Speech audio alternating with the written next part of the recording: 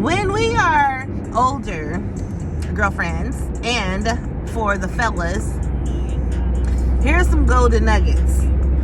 A woman who is older, and I mean late 40s and early 50s, and dating, there's certain things that she already knows what she wants. She knows what she does not want. She knows what she's going to deal with, and she knows what she's not going to deal with. Why? Because she's been there, done that, wrote a book about it, wrote a song about it, got a t-shirt, refrigerator magnet, keychain, a mug, and all the stuff. Okay? So when you, my dears, are dating or considering dating, when you're in these in this age frame, please make sure, if you haven't done so already, that you are very clear about what you want. Put it all out on the table, because you don't have time to be playing games. You don't have time to keep making the same mistakes over and over. You're not looking for the same things now that you were looking for when you were in your 20s and 30s. Let me give you an example. I got married at an early age. I was in my early 20s. And at that time, what was important to me? What was important to me at that time is that, number one, you believe in God. And that you believe Jesus is the Son of God. Okay? Number one. Number two, you had to look good.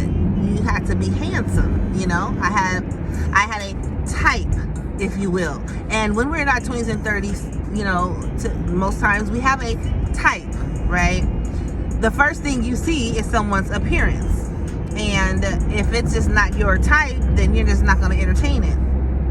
Or him or her. You're just not gonna do it. It's like, nah, I don't like skinny dudes, or I don't like heavy set dudes, or I don't like dudes with a beard, you know, you have your expectations. When you're older, your expectations have to be more realistic, okay?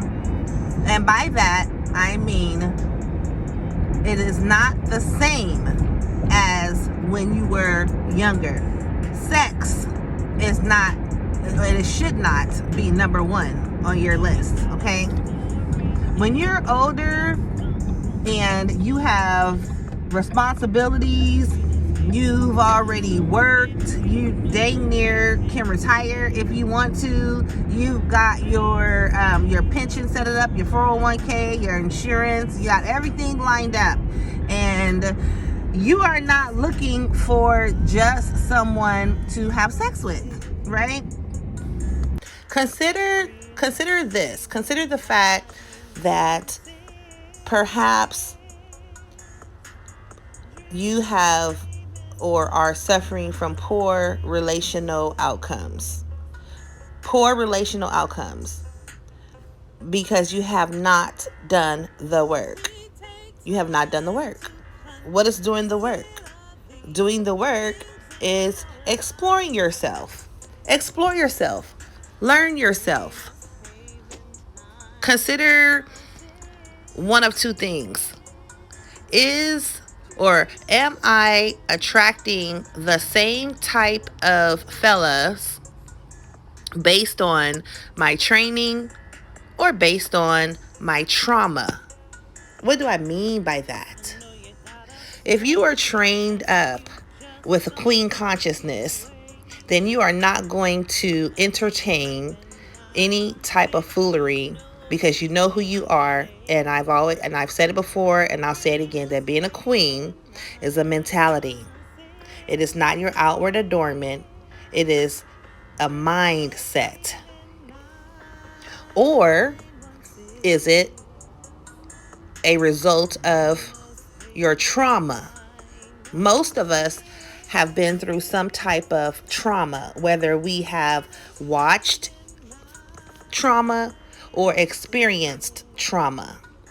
If you watched trauma, then perhaps your mother was in an abusive relationship with your father or stepfather or boyfriend, or you watched a relative or someone close to you experience some type of abuse, whether it was sexual abuse or verbal abuse or just some type of abuse, as a child, and it caused you to be it caused your consciousness to be broken, because you're seeing something and you know that it is not right, and you say to yourself, or you said to yourself, oh, I will never, ever, ever be in that type of relationship. But then you get grown and you find yourself with these same type of men that have those same types of mentality that are abusive towards you, your children, or just abusive, period, all the way around. Sexually abusive, verbally abusive, financially abusive, just abusive. And so you have to ask yourself, am I generating these outcomes because I think I deserve them?